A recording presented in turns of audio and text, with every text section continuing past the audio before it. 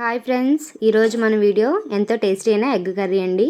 ముందుగా దానికోసం 5 గుడ్లు తీసుకొని స్టవ్ పైన గిన్నె పెట్టుకొని 5 గుడ్లు అందులో యాడ్ చేసుకొని వాటర్ పోసుకోవాలండి. అందులో కొంచెం ఉప్పు కూడా వేసుకోవాలండి. గుడ్లు పగిలిపోకుండా వస్తాయి. 10 నిమిషాల పాటు మూత పెట్టుకొని ఉడికించుకోవాలండి.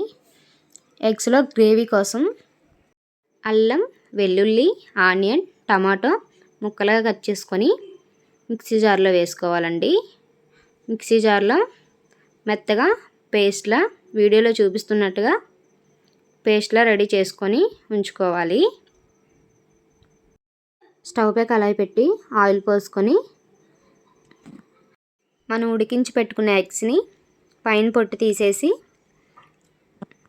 ఆయిల్లో ఒక్కొక్కటి యాడ్ చేసుకోవాలండి.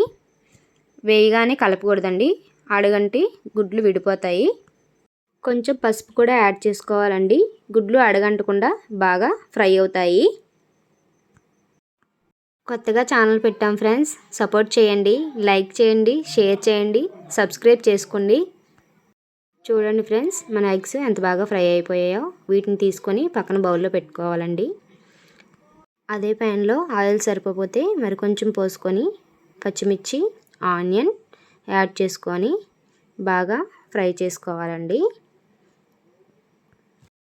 మనం ముందుగా చేసి పెట్టుకున్న ఆనియన్, అల్లం వెల్లుల్లి, టమాటో పేస్ట్ని కూడా దీనిలో యాడ్ చేసుకొని వాటిని పచ్చివాసన పోయేంత వరకు బాగా వేగించుకోవాలండి.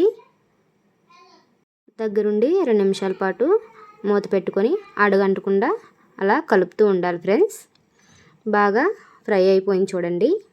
దానిలో మన టేస్ట్ తగినంత సాల్టు, కారం, ధనియాల పొడి, గరం మసాలా పొడి యాడ్ చేసుకోవాలండి.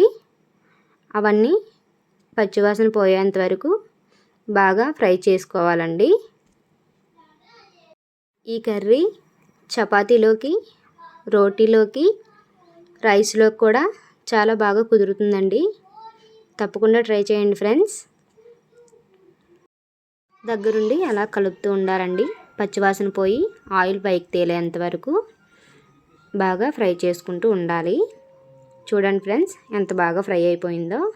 మనం ముందుగా వేగించి పక్కకు పెట్టుకున్న గుడ్లను ఇందులో యాడ్ చేసి కొన్ని నీళ్ళు పోసుకొని 5 నిమిషాల పాటు మూత పెట్టుకొని బాగా మగ్గించుకోవాలండి. అంతే అండి, ఎంతో టేస్టీ అయిన ఎగ్ మసాలా కర్రీ రెడీ అయిపోయింది. తప్పకుండా ట్రై చేయండి ఫ్రెండ్స్.